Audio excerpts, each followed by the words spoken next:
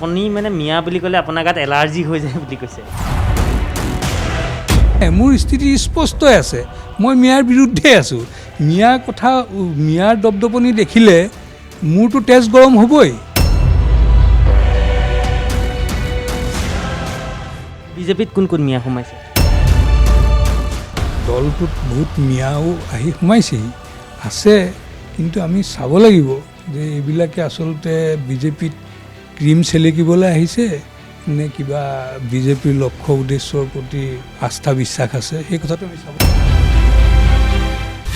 তেওঁ কৈছে আপোনাক মিয়া বুলি ক'লে আপোনাৰ খং উঠি যায়। মোক মিয়া বুলি ক'লে মোৰ খং নুঠে, মোৰ হাঁহি উঠে। আপুনি কৈছে যে তেওঁ মিয়া, আৰু তেওঁ কৈছে আপুনি মিয়া। আপুনি সঁচাকৈ আপুনি মিয়া নেকি? বিজেপিত থকা মিয়াকেইটাৰ পৰিচয়কেইটা, তেওঁলোকৰ ভাষা, তেওঁলোকৰ মানে যিটো আচৰণ, সেইটো কোন পৰ্যায়ৰ, কেনেকুৱা নিম্ন খাপৰ। মই কৈছোঁ যে অসম চুক্তিৰ 6 নম্বৰ দফা অনুসৰি এই 102টা বিধানসভা সমষ্টি সংৰক্ষণৰ ব্যৱস্থা কৰিব লাগে, ৰিজাৰ্ভ কৰিব লাগে। ৰিজাৰ্ভ কাৰ কাৰণে কৰিব লাগে? অসমৰ জনগোষ্ঠীৰ কাৰণে কৰিব লাগে। নমস্কাৰ, মোৰ লগত আছে অসম সংখ্যালঘু উন্নয়ন বৰ্ডৰ অধ্যক্ষ মমিনুল আউৱাল ডাঙৰীয়া। প্ৰথমতে আপোনাক টাইমটোলৈ স্বাগতম জনাইছোঁ। নমস্কাৰ। আপুনি এটা অভিযোগ উত্থাপন কৰিছিলে যে ইছমাইল হুছেইন ডাঙৰীয়া এজন খাটি মিয়া, আৰু তেওঁ ক'লে যে আপোনাৰ গাতে কাটাৰৰ দাগ আছে, তেওঁৰ গাত কাটাৰৰ দাগ নাই। এটা কথা যে মই অভিযোগ নহয়, মই সঁচা কথাটো কৈছোঁ।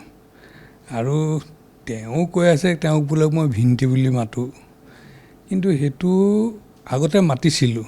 কাৰণ যেতিয়াই এই আছাম ইঞ্জিনিয়াৰিং ইনষ্টিটিউটত ছাত্ৰীক অশালীন ব্যৱহাৰ কৰাৰ যি অভিযোগ আহি গোটেই অসম তোলপাৰ লগালে, গোটেই অসম তোলপাৰ লাগিল।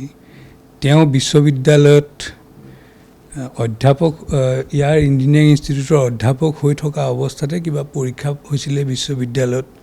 সেই পৰীক্ষাত অসৎ উপায় অৱলম্বন কৰাৰ কাৰণে তেওঁক পৰীক্ষাগৃহৰ পৰা বাহিৰ কৰাৰ খবৰ যেতিয়া সংবাদ মাধ্যমত আহিল, যে এইবিলাক কথাৰ পৰা মই তেওঁৰ আঁতিগুৰিটো বিচাৰিবলৈ ধৰিলোঁ।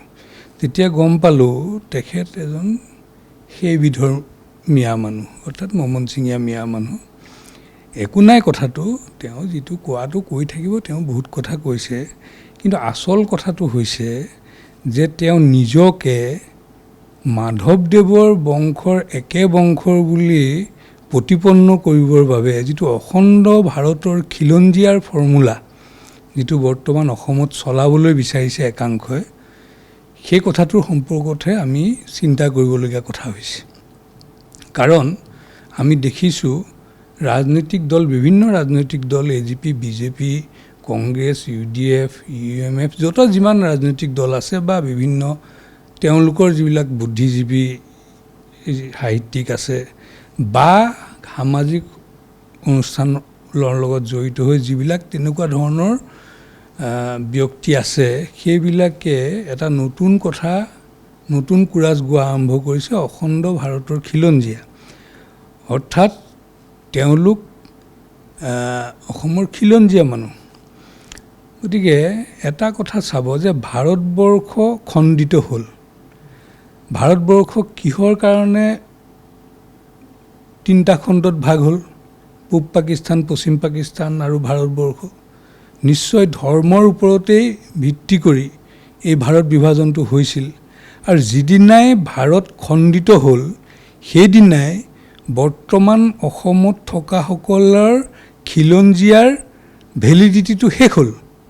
গতিকে তেওঁলোক হয় খিলঞ্জীয়া হয়, কিন্তু তেওঁলোকে খিলঞ্জীয়াৰ অধিকাৰ লাভ কৰিবলৈ হ'লে বৰ্তমানৰ পাকিস্তান আৰু বাংলাদেশত যাব লাগিব। গৈ তেওঁলোক, মই সেইকাৰণে কৈছোঁ, তেওঁলোকক অনুৰোধ জনাইছোঁ যে যিকেইটাই অখণ্ড ভাৰতৰ খিলঞ্জীয়া দাবী কৰিছে, সেইকেইজন মানুহ অতি সোনকালে তেওঁলোক বাংলাদেশ আৰু পাকিস্তান যোৱা উচিত। কাৰণ তেওঁলোকৰ ভেলিডিটি খিলঞ্জীয়া হিচাপে বাংলাদেশ, পাকিস্তানতে আছে।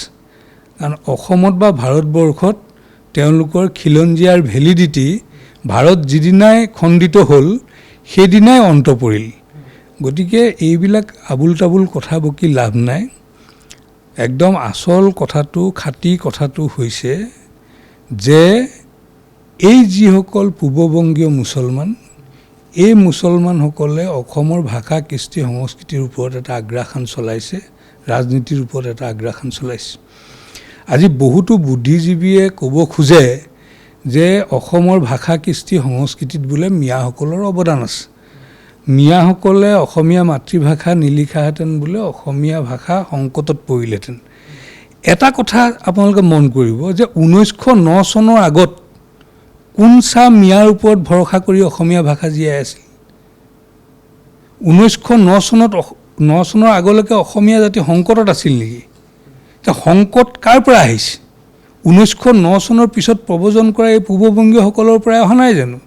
গতিকে এইবিলাককে আকৌ অসমীয়া জাতিৰ ৰক্ষক বনাবলৈ যিবিলাক বুদ্ধিজীৱীয়ে বুদ্ধিৰ মিটাৰ তেওঁলোকে মানে বুদ্ধি উলিয়াইছে, যে তেওঁলোকে কোনখন বিশ্ববিদ্যালয়ৰ পৰা জ্ঞানৰ খাদ্য খাই এই বুদ্ধি তেওঁলোকে বাহিৰ কৰিছে, সেইটোহে চিন্তনীয়। মই ভাবোঁ এনেকুৱা যিবিলাক বুদ্ধিজীৱীয়ে কয় যে মিয়াইহে অসমীয়াক সুৰক্ষা দিছে, মই ভাবোঁ যে সেইবিলাক বুদ্ধিজীৱীয়ে কোনোবা মিয়া বিশ্ববিদ্যালয়ৰ পৰাই মানে খাদ্য খাই জ্ঞান আহৰণ কৰি এই মিয়াসকলৰ পক্ষত থিয় দিছে। মই এটা কথা কৈছোঁ, আপুনি কৈছে যে তেওঁ মিয়া আৰু তেওঁ কৈছে আপুনি মিয়া, আপুনি সঁচাকৈ আপুনি মিয়া নেকি? এটা কথা চাব যে আমি মিয়া কাক কওঁ? মিয়া শব্দটোৰ অৰ্থ হৈছে অভিধানিকভাৱে চাবলৈ গ'লে এজন মহাশয়, ছাৰ। গতিকে এতিয়া কিন্তু আমি অসমত মিয়া বুলি ব্যৱহাৰ কৰোঁ একেমুঠে মমনচিঙীয়া, চিলেটীয়া, নোৱাখলীয়া, ঢাকাইয়া, ৰংপুৰীয়া এইখিনি মানুহক বুজাবৰ কাৰণে অসমত মিয়া বুলি ক'লে এইখিনি মানুহকে বুজা যায়। আপুনি নুবুজে? হা, আপুনি মইতো চাওক, এতিয়া মোৰ গোষ্ঠী পৰিচয়ৰ কথাটো ক'বলৈ গ'লে তেওঁ DNA কথা কৈছে, এতিয়া মই গোষ্ঠীৰ পৰিচয়টো ক'বলৈ গ'লে অলপ দীঘলীয়া হ'ব কথাটো, কিন্তু তথাপিও মই কওঁ যে অসমত 360গৰাকী আজান ফকীৰৰ দৰে ব্যক্তি ধৰ্ম প্ৰচাৰ কৰিবলৈ অসমলৈ আহিছিল, আৰু তাৰে ভিতৰত 20-22গৰাকী মানে অসমত স্থানীয়ভাৱে বিবাহ সম্পন্ন কৰি ইয়াতে সাংসাৰিক হৈছিল। বাকীসকল সাংসাৰিক নহ'ল, ধৰক 340 বা 38জন ধৰ্মপ্ৰচাৰক ইয়াত সাংসাৰিক নহ'ল, বাকী কিজনে ইয়াতে সাংসাৰিক হ'ল। আৰু সেই সাংসাৰিক হোৱাসকলৰ যিসকল মহিলা আছিল তেওঁলোকে ইয়াৰ স্থানীয় আহোম চুতীয়া কোঁচ কছাৰীৰ মহিলা আছিল। গতিকে সেই যি 20-22জন সাংসাৰিক হ'ল, তেওঁলোকৰ ইয়াত বংশ আছে, আৰু আহোম ৰজাই সেইসকল বংশক বিভিন্ন ধৰণেৰে চিনাক্ত কৰি গৈছে, এটা উপাধি দি গৈছে। মই যেনেকৈ বালিকটীয়া, তেনেকৈ কোনোবা ৰূপলীয়াল, কোনোবা বাখৰপটীয়া, কোনোবা হুলুঙাপুৰীয়া, কোনোবা নবীঘৰীয়া, এনেকৈ বিভিন্ন এটা আহোম ৰজাই দি যোৱা আমাৰ বংশ পৰিচয় আছে। গতিকে এই মমনচিঙীয়া মিয়াৰ পৰা চাৰ্টিফিকেট লোৱা বা তেওঁ আস্ফালন কৰি থাকিব, তেওঁ বকিবই, কাৰণ তেওঁ নিজনে যিজনকে খিলঞ্জীয়া বুজাবলৈ গৈ মাধৱদেৱৰ বংশৰ বুলি তেওঁ নিজকে ক'বলৈ চেষ্টা কৰি আছে যিজন মমনচিঙীয়াই। গতিকে সেইজনৰ কথাত আৰু গুৰুত্ব দি লাভ নাই নহয়। তেওঁ কথাটো হৈছে, তেওঁ যদি নিজকে ভাবে খিলঞ্জীয়া, তেতিয়াহ'লে সেই খিলঞ্জীয়াৰ ভেলিডিটি থকা, তেওঁৰ খিলঞ্জীয়াৰ ভেলিডিটি আছে এতিয়া বাংলাদেশ বা পাকিস্তান। গতিকে বাংলাদেশ পাকিস্তানত গৈ তেওঁ সেই কাৰ্ডখন খেলক, কাৰণ অসমত এতিয়া মমনচিঙীয়া মিয়াৰ খিলঞ্জীয়াৰ ভেলিডিটি নাই। অখণ্ড ভাৰতৰ মিয়াখিনিৰ অসমত বা ভাৰতবৰ্ষত এতিয়া খিলঞ্জীয়াৰ ভেলিডিটি যিদিনাই ভাৰত খণ্ডিত হৈছে সেইদিনাই শেষ।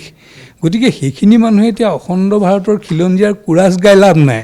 আওপকীয়াভাৱে মই ধন্যবাদ তেওঁলোকক জনাইছোঁ, কাৰণ তেওঁলোকে নিজেই প্ৰকৃততে যে তেওঁলোক সেই দিনৰ যিসকলে ভাৰত বিভাজন কৰিছিল ধৰ্মৰ নামত, সেইসকলৰে যে সতি সন্ততি, সেই কথাটো যে তেওঁলোকে স্বীকাৰ কৰি লৈছে, তাৰ কাৰণে মই তেওঁলোকক ধন্যবাদ জনাইছোঁ। অসমীয়া সমাজলৈ আপোনাৰ একো অৱদান নাই বুলি কৈছে?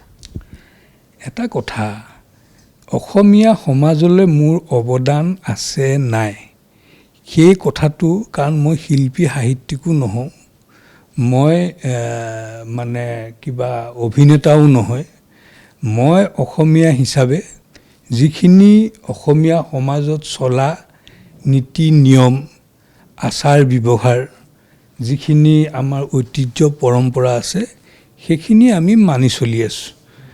কিন্তু এই অসমীয়া বোলাবলৈ গৈ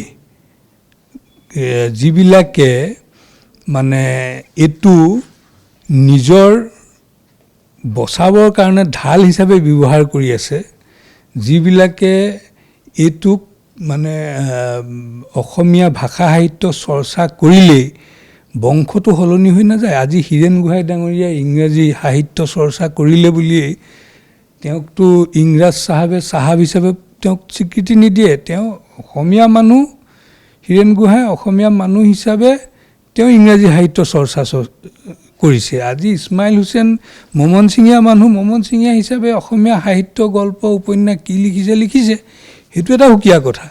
কিন্তু এই কথাটো যিধৰণে বুজাবলৈ যোৱা যায়, আজিতো অসমীয়া মানুহৰ কিছুমান এনেকুৱা স্বভাৱ আছে যে কোনোবাই বিহুত 1 লাখ টকা দান দি দিয়াৰ লগে লগে তেওঁকো এজন বৃহৎ অসমীয়া বুলি ডিঙিত গামোচাখন বন্ধাই দিয়ে। গতিকে আমাৰ সেই অসমীয়া মানুহৰ সেই স্বভাৱটো অলপ সলনি কৰিব লাগিব, আমি অলপ কঠিন হ'ব লাগিব আমাৰ। কওক। আৰু এটা কথা সুধিছোঁ, হিমন্ত বিশ্ব শৰ্মাই কৈছিলে যে মিয়া সংগ্ৰহালয় স্থাপনৰ ক্ষেত্ৰত যিখিনি কথা কৈছিলে, লুঙি টুপি সংৰক্ষণ কৰাৰ কথা কৈছিলে, গতিকে চেয়াৰমেন আলীক জেলত ভৰাব লাগে বুলি কৈছে। এতিয়া মোৰ প্ৰশ্নটো হ'ল, আপোনালোকৰ এইটো চৰকাৰ চলি আছে, কিয় এতিয়া জেলত ভৰাব বিচৰা নাই? কিয় জেলত ভৰাব বিচৰা নাই সেই কথাটো ক'লেই নহয়। চেয়াৰমেন আলীক আজি যদি জেলত ভৰাই দিয়া যায় 2টা ভোট তেওঁ বেছিহে পাব বুলি হিমন্ত বিশ্ব শৰ্মা ডাঙৰীয়াই কৈছে। কিন্তু সেইটো বিজেপিৰ ভয় নেকি? নহয়, চাওক, আজি হিমন্ত বিশ্ব শৰ্মা ডাঙৰীয়াই সেই সংবাদমেলখনত অসমীয়া মুছলমান সম্পৰ্কত তেওঁ যিখিনি বক্তব্য, অতি গুৰুত্বপূৰ্ণ বক্তব্য, সেই বক্তব্যৰ যোগেদি অসমীয়া মুছলমান আৰু মিয়া মুছলমানৰ মাজত পাৰ্থক্য কি আছে সেইটো তেওঁ খুব সুন্দৰকৈ দাঙি ধৰিছে। তাৰ কাৰণে মই তেখেতক ধন্যবাদ জনাইছোঁ। আৰু ভাৰতীয় জনতা পাৰ্টীয়ে কোনো মিয়ালে ভয় কৰাৰ কথা নাই। এতিয়া যিয়ে হওক যে দলটোত বহুত মিয়াও আহি সোমাইছেহি আছে, কিন্তু আমি চাব লাগিব যে এইবিলাকে আচলতে বিজেপিত ক্ৰীম চেলেকিবলৈ আহিছে নে কিবা বিজেপিৰ লক্ষ্য উদ্দেশ্যৰ প্ৰতি তেওঁলোকৰ আস্থা বিশ্বাস আছে, সেই কথাটো আমি চাব লাগিব। বিজেপিত কোন কোন মিয়া সোমাইছে সেইটোতো আৰু আজিৰ দিনত ওলাই পৰিছে। এতিয়া আপুনি মোৰ ফেচবুকৰ আপডেটবিলাক চালেই গম পাব বিজেপিত থকা মিয়াকেইটাৰ পৰিচয়কেইটা, তেওঁলোকৰ ভাষা, তেওঁলোকৰ মানে যিটো আচৰণ, যে সেইটো কোন পৰ্যায়ৰ, কেনেকুৱা নিম্ন খাপৰ, সেই কথাটো ওলাই পৰিছে। আৰু এজনে মানে কিবা কৈ আছে দেখিলোঁ, সেইদিনা শুনিলোঁ যে কিবা চকী যোৱাৰ ভয়ত বোলে মই আবুল তাবুল বকি আছোঁ। চকী যোৱাৰ ভয়ত মই আবুল তাবুল বকা নাই, কাৰণ দলত কি চকীত মই বহিছোঁ বা কি চকীত আছোঁ সেইটো মোৰ নিজৰ কৰ্মৰ ওপৰত নিৰ্ভৰ কৰি থাকিবই, সেইটোত কোনো কথা নাই। কিন্তু দ্বিতীয় কথাটো হৈছে যে যিজনে এই কথাটো কৈছে সেইজনৰ অতীতটো কি, যে সেইজন হ'ল অসমত প্ৰথম সাম্প্ৰদায়িক ৰাজনীতিৰ পাতনি মেলা, মুছলমানক লৈ এখন মঞ্চ গঠন কৰা আমচুৰ প্ৰতিষ্ঠাপক। দ্বিতীয়তে সেইজন হৈছে যেতিয়া অসম চুক্তি সম্পাদিত হ'ল, অসম চুক্তিৰ বিৰোধিতা কৰি গঠন হোৱা এটা সাম্প্ৰদায়িক ৰাজনৈতিক দল UMF, তাৰ প্ৰতিষ্ঠাপক, লগতে তেওঁ 85ৰ MLA সেইটো দলৰ পৰা। আৰু তেওঁ আজি কি কাৰণত আহি বিজেপিত আছে সেইটো এটা বেলেগ কথা, মই সিমান কথাখিনি ক'বলৈ নাযাওঁ। আৰু তেওঁ বিজেপিত অহা বেছি দিন হোৱা নাই। যেতিয়া বিজেপিত কেন্দ্ৰত চৰকাৰ হোৱাৰ পিছত, যেতিয়া অসমত 2016ত চৰকাৰৰ সম্ভাৱনীয়তা বাঢ়িল, সেই সময়ত তেওঁ আহি বিজেপিলৈ অহা বুলি মই জানো। কিন্তু তেওঁৰ কোনো কথাত মোৰ বিৰোধ নাই। তেওঁ সংগঠন কৰি আছে, মিয়াৰ মাজত সংগঠন কৰি থাকক। ৰাজনৈতিক দল হিচাপে আমাৰ ইয়াত হাজাৰে হাজাৰে মিয়া অন্তৰ্ভুক্তি হৈছে, তাত মোৰ একো ক'বলগীয়া নাই। কিন্তু মোৰ যিটো মিয়াৰ বিৰুদ্ধে স্থিতি, সেই স্থিতিটোত মই অটল আছোঁ। কাৰণ ছাত্ৰ সন্থা থকা দিনত মোৰ যিটো নীতি আৰু আদৰ্শ, সেই একে নীতি আৰু আদৰ্শ লৈ ভাৰতীয় জনতা পাৰ্টীত যোগদান কৰিছোঁ। আৰু নীতি আদৰ্শটোৰ কোনো সাল সলনি হিনধেৰি নকৰাকৈ মই ভাৰতীয় জনতা পাৰ্টীৰ এগৰাকী কৰ্মী হিচাপে কাম কৰি আছোঁ। এটা কথা সুধিছোঁ এতিয়া কৈছে যে বঙালী মিউজিয়ামো লাগে, মিয়া মিউজিয়াম গুচি গ'ল, এতিয়া বঙালী মিউজিয়াম লাগে, কি ক'ব বিচাৰিব আপুনি? এটা কথা চাওক যে মিয়া মিউজিয়ামৰ প্ৰস্তাৱ কোনো কাৰণতে অসম চৰকাৰে গ্ৰহণ নকৰে, বা যিখিনি কথা ওলাইছে যে MLA সকলৰ কথা ওলাইছে তেওঁলোকে চৰ চাপৰিৰ কথাটোহে তাত কৈছিলে। আৰু মিউজিয়ামত এটা বিশেষ জনগোষ্ঠীৰ কাৰণে মিউজিয়াম খোলাটোৰ আমি কোনো কাৰণত পক্ষপাতী নহয়। আৰু মিয়া মিউজিয়ামটোতো আমি কোনো কাৰণতে মানি ল'ব নোৱাৰোঁ। আজি মই ভাবোঁ যে যিসকল মানে হিন্দু বঙালী মানুহ, তেওঁলোকৰো কিছু কৃষ্টি সংস্কৃতি পৰম্পৰা আছে জনগোষ্ঠী হিচাপত। গতিকে সেইখিনি সম্পৰ্কত আমাৰ বহুত মিউজিয়াম আছে, তাত মিউজিয়ামৰ কৰ্তৃপক্ষই বিবেচনা কৰিব তেওঁলোকৰ কিবা বস্তু সেই মিউজিয়ামত ৰাখিব পৰা হয়নে নহয়, সেই কথাবিলাক চাব। আজি ধৰক শংকৰদেৱ কলাক্ষেত্ৰৰ আৰ্হিত আজান ফকীৰ সংগ্ৰহালয় বা মিউজিয়ামৰ কথা, মিউজিয়াম নহয় সংগ্ৰহালয় বা মানে কলাক্ষেত্ৰৰ আৰ্হিত, নামটো আজান ফকীৰ কিন্তু আৰ্হিটো মডেলটো হ'ব কলাক্ষেত্ৰ। গতিকে আমি সেইটোহে পোষকতা কৰোঁ। ইয়াত ধৰ্মীয়ভাৱে কিবা মিউজিয়াম পতাৰ পোষকতাটো আমি নকৰোঁ। আজি শংকৰদেৱ কলাক্ষেত্ৰৰ আৰ্হি বুলি কোৱাৰ লগে লগে এটা কথা স্পষ্ট হৈ গ'ল যে সি সামগ্ৰিকভাৱে অসমীয়া জাতিৰ কৃষ্টি সংস্কৃতিয়ে তাত স্থান পাব। তাত কোনো ধৰ্মক আগস্থান দি নামটো হ'ব আজান ফকীৰ, কিন্তু তাত কেৱল মাত্ৰ অকল ইছলাম ধৰ্মৰ কথাহে থাকিব যে অসমৰ ইছলাম ধৰ্মী অসমীয়াসকলৰ কৃষ্টি সংস্কৃতিহে থাকিব, তেনেকুৱা নহয়। কাৰণ তাৰ মডেলটো, তাৰ আৰ্হিটো হ'ব শংকৰদেৱ কলাক্ষেত্ৰৰ দৰে, সেই কথাটো উল্লেখ কৰা আছে। গতিকে নিশ্চিতভাৱে এনেকুৱা ধৰণৰ মিউজিয়াম আমি বিচাৰোঁ। তেওঁ কৈছে আপোনাক মিয়া বুলি ক'লে আপোনাৰ খং উঠি যায়। এটা কথা, মোক মিয়া বুলি ক'লে মোৰ খং নুঠে, মোৰ হাঁহি উঠে। যে এটা কথা চাব যে মই এই কথাটোৱে কৈছোঁ যে অসমত মিয়াবিলাকে গোষ্ঠীয় পৰিচয়টো দিব নিবিচাৰে। সিহঁতি কৈছে না আমি অসমীয়া, আমি অসমীয়া।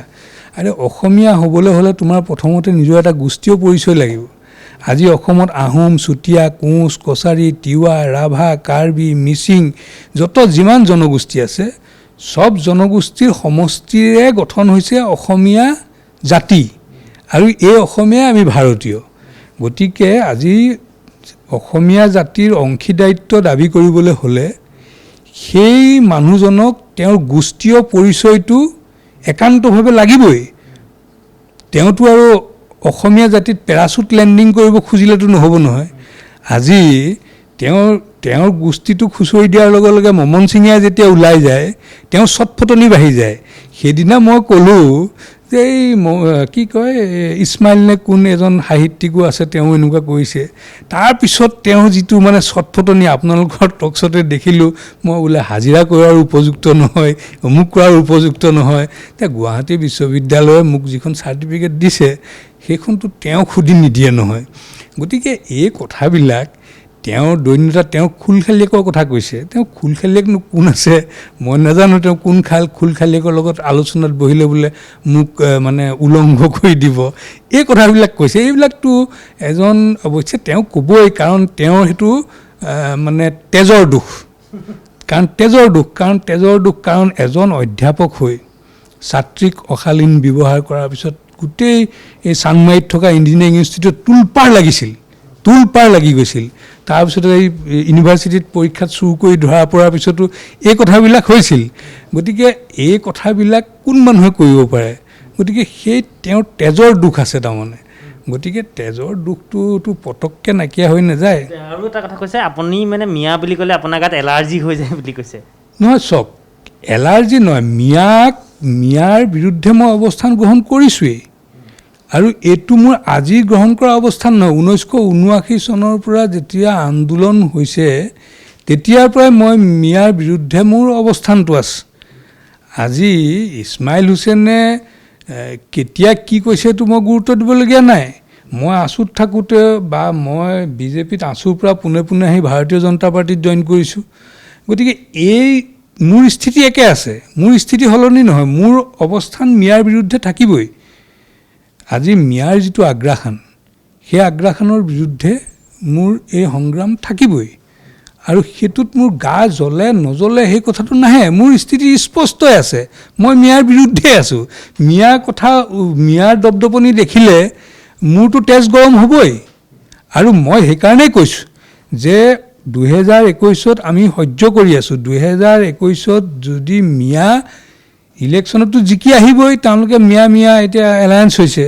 গতিকে 2021 যিকেইটা মিয়া জিকি আহিব সেইকেইটাক গণতান্ত্ৰিকভাৱে বাধা দিবৰ কাৰণে আমি দিছপুৰত অসমৰ ৰাইজ সংগঠিত কৰাৰ কথা চিন্তা কৰিছোঁ। আৰু এই পৰামৰ্শও আমি চৰকাৰলৈ আগবঢ়াইছোঁ যে অসমত এতিয়াও 102টা বিধানসভা সমষ্টি মানে মুকলি হৈ আছে, তাত মিয়ায়ো কণ্টেষ্ট কৰিব পাৰে, চবেই কণ্টেষ্ট কৰিব পাৰে। মই কৈছোঁ যে অসম চুক্তিৰ 6 নম্বৰ দফা অনুসৰি এই 102টা বিধানসভা সমষ্টি সংৰক্ষণৰ ব্যৱস্থা কৰিব লাগে, ৰিজাৰ্ভ কৰিব লাগে। ৰিজাৰ্ভ কাৰ কাৰণে কৰিব লাগে? অসমৰ জনগোষ্ঠীৰ কাৰণে কৰিব লাগে। অসমৰ তিৱা, ৰাভা, কোঁচ, কছাৰী, আহোম, চুতীয়া যিমান আমাৰ জনগোষ্ঠী আছে এই জনগোষ্ঠীৰ কাৰণে কৰিব লাগে। যে অসম চুক্তিৰ 6 নম্বৰ দফা অনুসৰি ৰিজাৰ্ভেশ্যনৰ কথাটো আহিছে, কিন্তু ইয়াত এটা গণ্ডগোল আছে। গণ্ডগোল এইকাৰণে আছে, আজিতো পূব গুৱাহাটী কোনটো জনগোষ্ঠীৰ কাৰণে ৰিজাৰ্ভ কৰিব? গণ্ডগোল লাগিব। গতিকে বা যোৰহাটটো কাৰ কাৰণে ৰিজাৰ্ভ কৰিব, গোলাঘাটটো কাৰ কাৰণে ৰিজাৰ্ভ কৰিব, তাত এটা গণ্ডগোল লাগিব। গতিকে সেইকাৰণে মই কৈছোঁ যে অসমৰ জনগোষ্ঠীৰ কাৰণে 102টা বিধানসভা সমষ্টি ৰিজাৰ্ভ কৰি দিয়ক। তেতিয়া পূব গুৱাহাটীত প্ৰবীণ বড়োৱেও ইলেকশ্যন খেলিব পাৰিব, হাগ্ৰামা মহিলাইও খেলিব পাৰিব, সিদ্ধাৰ্থ ভট্টইও খেলিব পাৰিব, আমাৰ হিমন্ত বিশ্ব শৰ্মাইও খেলিব পাৰিব, সৰ্বানন্দ সোণোৱালেও খেলিব পাৰিব, মাহিৰুদ্দিন আহমেদেও ইলেকশ্যন খেলিব পাৰিব পূব গুৱাহাটীত, সকলোৰে কাৰণে। গতিকে এই যদি পদ্ধতিটো আমি অৱলম্বন কৰোঁ তেতিয়াহ'লে আমাৰ গোষ্ঠীয় মানুহৰ মাজত, আমাৰ অসমৰ জনগোষ্ঠীখিনিৰ মাজত যিটো ভুল বুজাবুজি বা এটা বিভেদ আহিব পৰা যিটো ৰাস্তা আমি দেখিছোঁ সেইটো অন্ত পৰিব।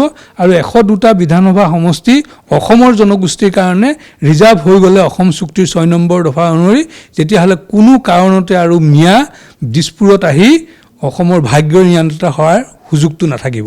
গতিকে সাংবিধানিকভাৱে আমি অসমৰ 102টা বিধানসভা সমষ্টি যিকেইটা ৰিজাৰ্ভ আছেই, আৰু বাকী যি 102টা মুকলি হৈ আছে সেই 102টাও অসমৰ জনগোষ্ঠীৰ কাৰণে যদি ৰিজাৰ্ভ হৈ যায় তেতিয়াহ'লে নিশ্চিতভাৱে এই যিটো শংকা বা এই যিটো আমি ভয় খাইছোঁ এইটো ভয় খাবলগীয়া একো নাই। আমাৰ অসমীয়া জাতিটো মানে পূৰা গপগপীয়া হৈ থাকিব আৰু ইয়াত মিয়াৰ কোনো ইয়াত দপদপনি নচলিব।